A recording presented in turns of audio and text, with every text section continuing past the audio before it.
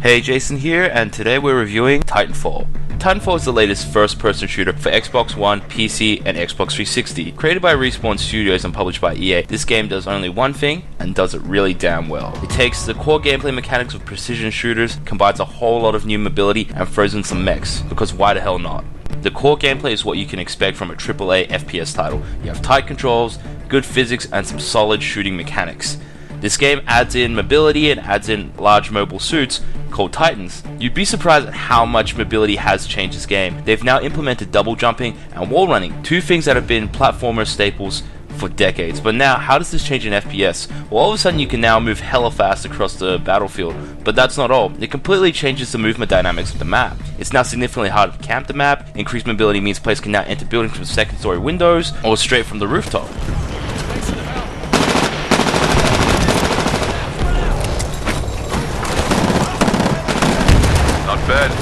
In terms of customization, you're expecting a very Call of Duty-esque customization loadout. So you can choose your weapons, you can choose your perks, and the game now allows you to choose a new ability called your tactical ability. So this includes your ability to go stealth, your ability to stim to increase your movement speed, as well as infrared vision. You can trigger these off once every 20 seconds or so, and they give additional tools for the more strategic shooter to help deal with the super fast-paced nature of this game. And finally, we get to talk about the Titans. Titans are your large mechanical mobile suits that players can pilot during combat. They can't jump around and they have limited mobility, but they make up for it with plenty of durability, tactical abilities, and a ton more firepower. Players gain the ability to spawn these massive units about every 2.5 minutes, and boy do they make an entrance. The reason why the game's called Titanfall is because these beasts drop out from the sky, instantly killing anything that they land on. So while you're piloting one of these machines, you really do feel powerful. You're having so much firepower at your disposal. The game gets really interesting when Titans clash. Titan clashes are a little bit slower, but a more strategic fight. The interaction becomes even more strategic when you have multiple Titans engaged, covering for each other, flanking the enemy. These are all keys to winning and make certain battles really engaging and fulfilling. It's not just a race to see who gets their Titan first though. That would be a little bit overpowered. Pilots equipped with anti-Titan weapons, but they have a valuable tool against Titans in that they can climb onto their backs and start shooting their internals. Rodeoing a Titan is very effective and makes the game balanced. Not only are Titans balanced in that they can be rodeoed by different pilots and shot from inside, Titans also have the weakness in that they can't carry the flags themselves, so you really have to work with your teammates and other pilots in order to strategically use the Titans to your advantage. Be advised, you have a friendly pilot on your Titan.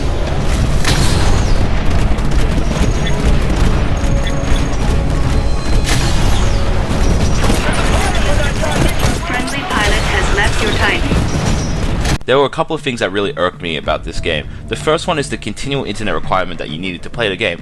I thought after all the community backlashing that we got, Microsoft retracted the internet always on requirement. Apparently not. In order to play this game, you need to always have an internet connection. There is no single player campaign mode. Team Respawn decided to reinvent the wheel by telling a story campaign while you play a set of multiplayer maps. So you have to log on online and play a set of multiplayer maps which involve some audio dialogue explaining the story at the start of each mission and some audio playing while you're doing battle. Your success in the level can change the dialogue during the mission a bit, but it ultimately doesn't change the result of the level either way. Vice Admiral, I'm detecting increased heat signatures in the Odyssey's central core. They're trying to spin her up, but she's half in the ground. Damage to her stabilizers make flight operations impossible, sir. They're not trying to fly her. They're looting her. Blisk, flush the terrorists from the ship. The campaign mode falls flat in several ways. First of all, there's very little dialogue or backstory given about the Titanfall universe at all, so you pretty much start the campaign with no idea what's going on. You don't really follow what's going on during the mission, and you're kind of left with an abrupt ending after the 9th map. Respawn were really trying to simulate the story being played out in the first person's perspective, but they just didn't tell the story very effectively. It's also pretty annoying that you can't play a campaign by yourself. If you want to play a specific mission and you want to replay it, you have to wait for a party online to actually play that mission and join in on them, which is really annoying. Finally, the campaign just didn't draw you into the Titanfall world. With such a new franchise, there were so many great opportunities to develop a backstory or explain the world's power struggles or to develop some memorable characters. To be honest, if Respawn wanted to create a game that just focused on multiplayer, it could have worked out. Plenty of games do that. League of Legends, Dota, World of Tanks, etc. so there's a lot of games that can work out very well just on multiplayer, but Team Respawn shouldn't have created a half-assed campaign for this game. They should have either decided that they had the resources for a good campaign, or just not include one. Or even, worst case, they could have just made the story mode campaign DLC. I'm pretty sure plenty of us would have paid for it. My final complaint about this game, and probably the biggest complaint I have, is that there is no local offline multiplayer for the Xbox One. You can no longer bring a couple of mates over and fire up some casual split screen. Every player requires their own Xbox One, so you can pretty much say goodbye to being social while playing Titanfall. There's no way, you have to play them online. After you finish the campaign, this is where the real game really begins. The online multiplayer for this game is really where the core of the action's at. You've got a lot of variety packed into one game. You have 5 different game modes. You have Attrition, Hardpoint, Capture, Capture the Flag, Last Titan Standing, and Pilot Hunter. The game modes include your staples such as Deathmatch, Capture the Flag, and Capture the Points.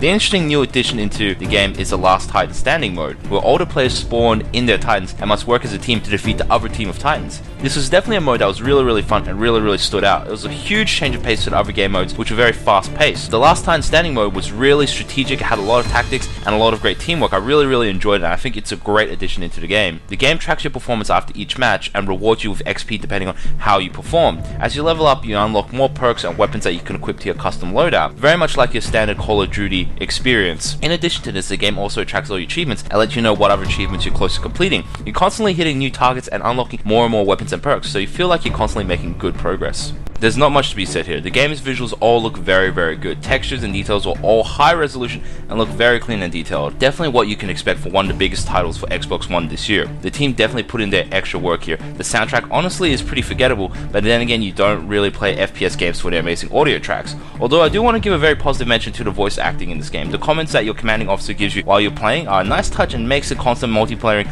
a little bit more enjoyable. Overall, I had a really tough time coming to a consensus on this game. On one hand, its multiplayer functions are all impeccable, and with the recent creation of the Australian service, it is a very well-tuned game. You will enjoy playing it if you enjoy playing multiplayer. If you're the sort of person that wants to play competitive FPS online for weeks and weeks on end, this game is absolutely perfect for you. You'll get your money's worth of entertainment, for sure. However, if you don't fit that niche, this game is actually a little bit lacking. The story is virtually non-existent. There's no single player mode, nor is there a local multiplayer mode. All these things will hold the game back for anyone that isn't a hardcore FPS player. We said Titanfall does only one thing, and one thing well, and that is an epic online FPS experience. If you want that, you probably already have this game by now. If that's not what you're looking for, then don't worry about this game. There's tons of stuff coming up in the near future. Graves, you're still on the wrong side, aren't you? We're soldiers, Mac. You're dreaming if you think you can sit it out. I'm awake now, you son of a bitch. Hey guys, this is Jason reviewing Titanfall for Xbox One, Xbox 360, and PC. I hope you guys enjoyed this. Please subscribe and comment if you like, and I'll catch you guys next time. See ya!